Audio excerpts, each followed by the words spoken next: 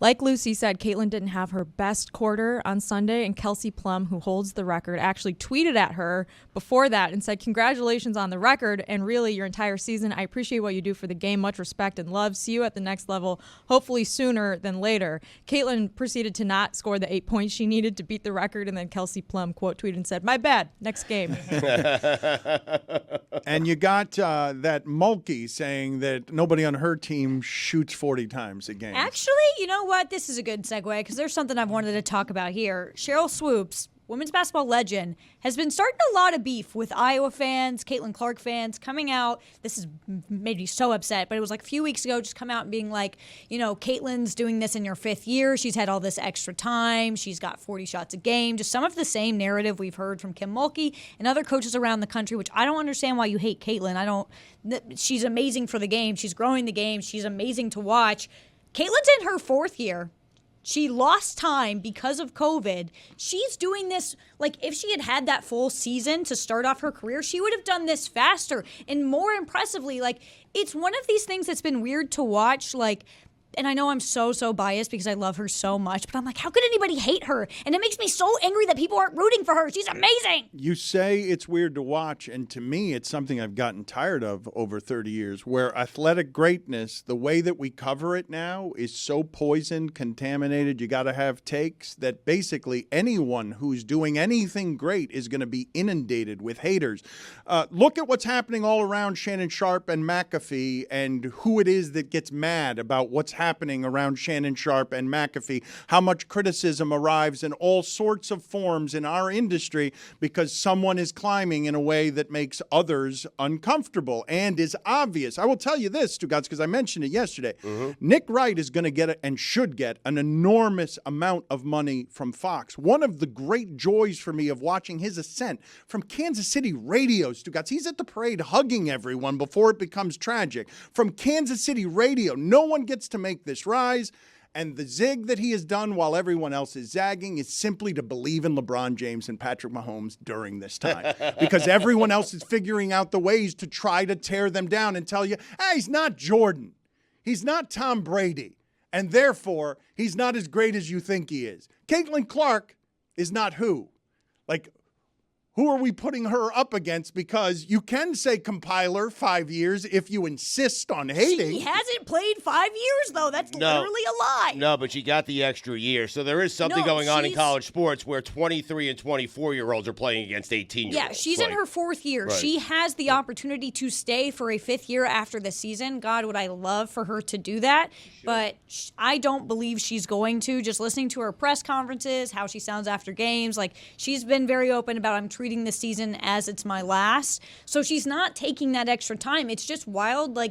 I have had the most fun in my entire life the past few years being an Iowa women's basketball fan, just taking in all these moments and enjoying it. And it's something I wish more people would do. We get to watch greatness all the time. We get to watch Patrick Mahomes. We get to watch Caitlin Clark. Why don't we just sit, have a good time, just enjoy the things that are ahead of us because we may never see it again.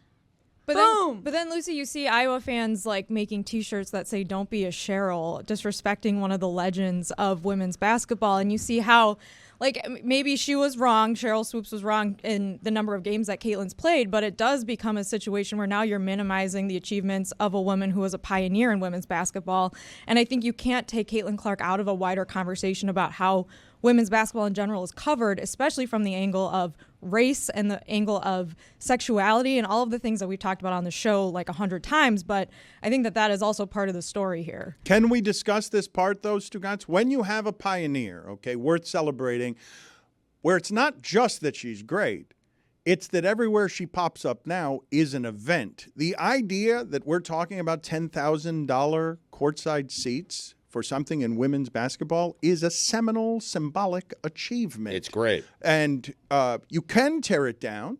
And furthermore, in the content industry, Stugotz, you're rewarded for finding all of the ways that that's less great than you think it is, because talking again and again about how great it is isn't good for the content machine. Just celebrating and being like, wow, Caitlin Clark, amazing. Or, hey, Mahomes, you're amazing. Or LeBron, you're amazing. The vibes that Lucy wants around sports are what the vibes should be, but cannot be in the way that we cover sports or in the way that America is right now, we will pollute the escape hatch with all of our criticisms, and we will soak it in our own unhappinesses. Allow me to help the conversation because I cover all sports the same, like championships and rings.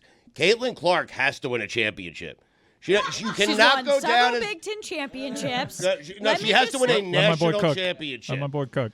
Lucy, you cannot go down as the greatest college basketball player of all time without winning a national championship. You can't do it.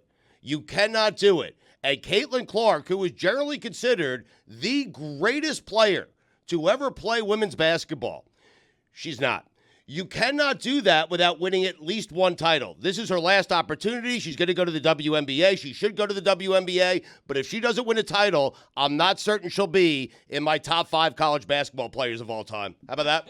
What? Okay, so here's helping the conversation. Right. I mean, this is the way it should be covered. Yeah. Not Lottie-Dottie. Let's all celebrate Caitlin Clark. This is real equality. I mean, come on. Caitlin Clark needs to win a championship. I love you, but go win something. I love you less. So here's my take on this. So I'm obviously super biased. I'm not going to say that Caitlin Clark is the best basketball player of all time. She's the best basketball player I have been able to watch in the college game. That's something that, like, it always makes me think about college football, college basketball in a sense where there's such a larger field and it's so much more competitive. Iowa doesn't have any other major recruits. We are not UConn. It's not South Carolina. What she's done is arguably more impressive to me because if Caitlin Clark was not on that team, Iowa would be, in the tournament probably losing the first round, second round. So I think I get the title argument, but it just makes me want to throw up a little bit. Lucy, you will, in future generations, be able to explain to the disrespectful kids what Caitlin Clark actually meant to basketball and to sports. I would like to explain to you. She'd mean more if she win a title. Anyway. This year, Stu, this year. See you in Cleveland. Back to you, Dan. Do you think they have a shot at winning the championship this year, Lucy? I actually really do. I want to know what I was a little nervous. South Carolina's amazing, and South Carolina definitely they're upset about what happened in the tournament last year. When I watched Iowa's game against Penn State, not a particularly amazing team. Caitlin, not her best game. Hannah Stuckey, though, wow, was she playing great. Kate Martin, wow, did she look good. If the surrounding cast for Caitlin can step up a little, it's very tough to beat this Iowa team. I'll tell you that. Let me clear the air on something. You will never see me in Cleveland. Back to you, Dan. That's fair.